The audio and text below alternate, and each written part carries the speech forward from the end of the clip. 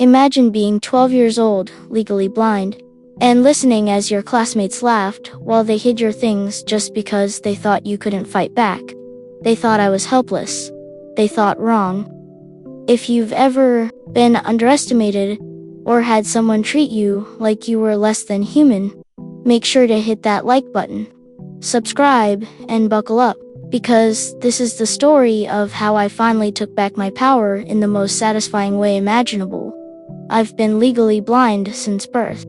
For those who don't know, blindness isn't always total darkness. Sometimes it's more like trying to look through frosted glass. You catch flickers of motion, shapes, hints of color, but never the whole picture.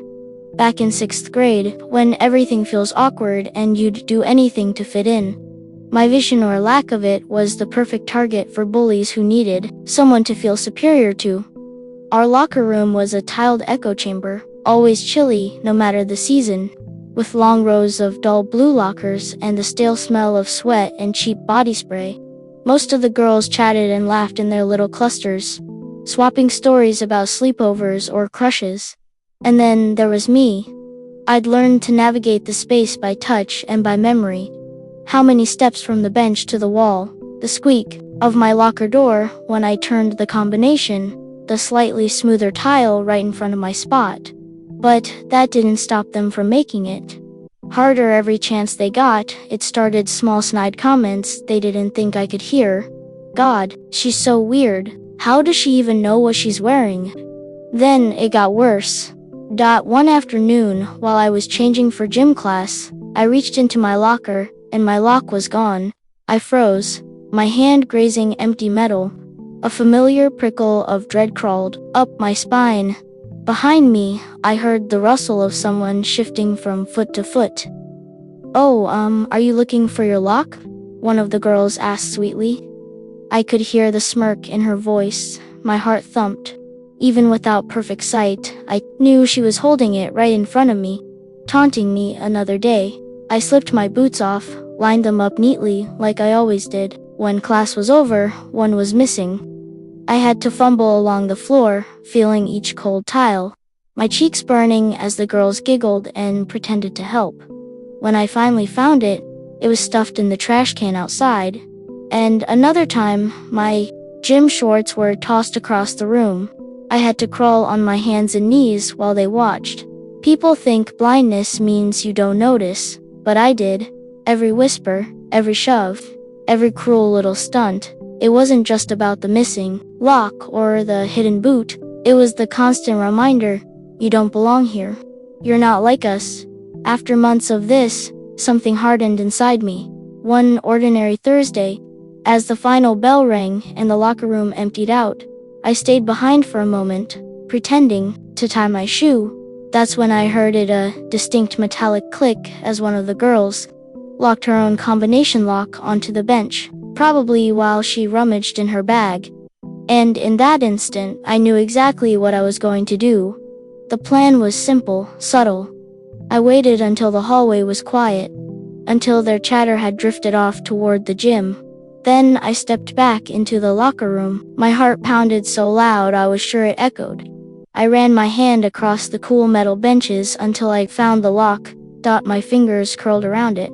Heavy, solid, the symbol of every time. They made me feel small. I slipped it into my pocket.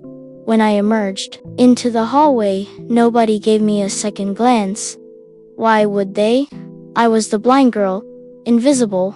I walked straight to a different section of locker, some that belonged to the older grades. My cane tapped softly in front of me as I moved. When I was sure I was alone, I pulled the lock from my pocket and slid it through a random locker handle. With a flick of my wrist, I snapped it shut. It was over. I didn't feel guilty.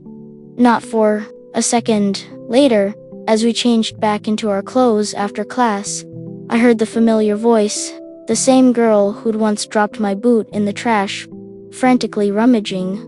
"Where is it? I swear I locked it right here," she hissed. Another girl's voice piped up. "You think she took it?" A pause. A hush. I could feel their eyes on me. One of them walked over cautiously. Her sneakers squeaked on the tile. "If you took the lock, we won't tell anyone," she said. voice dripping with false kindness. I turned my face toward her, meeting her gaze as best I could. My voice was calm. Somebody must have taken it, thinking it was theirs. I heard her breath catch, then the soft shuffle as she backed away to repeat my words to her little clique. I almost smiled.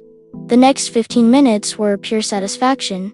They tore through the locker room, searching every bench, every locker, every corner while I calmly laced up my boots. For once, they were the ones floundering. They were the ones humiliated, desperate, helpless. And I was invisible again. But this time, on my terms. They never found out exactly what happened to that lock. Eventually, I'm sure it turned up. But they never knew it was me who had given them a taste of their own cruelty that day. I didn't just get even, I reclaimed my dignity. Sometimes people assume that if you can't see, you can't understand, that if you're different, you're weak. But the truth is, there's nothing more powerful than knowing exactly who you are and refusing to let anyone take that from you. If this story gave you chills or reminded you of your own battles with bully, smash that like button and let me know in the comments what's the most satisfying revenge you've ever seen. And don't forget to subscribe for more real stories about standing up, fighting back, and reclaiming your power.